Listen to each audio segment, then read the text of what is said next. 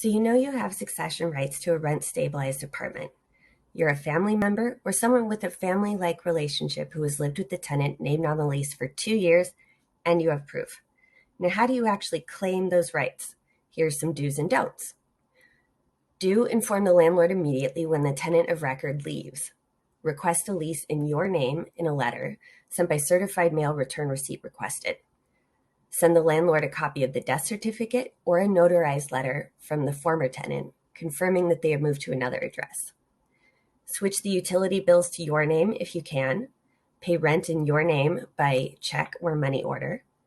And if the landlord doesn't accept your rent, hold on to it. You will have to pay it later. Don't sign a lease in the former tenant's name. Don't pretend the former tenant is still there in the apartment. And don't keep ties to apartments you've lived in before. A rent-stabilized apartment must be your primary residence. If your landlord gives you a lease in your name, that's great, and you are the new tenant of record. You're entitled to renewal leases, and there are limits on increases. If your landlord refuses to give you a lease in your name or refuses to accept rent from you, they may be planning to take you to housing court. But don't give up. You can defend your succession claim there, and a judge can order the landlord to give you a lease in your name. Call our hotline for info on how this works.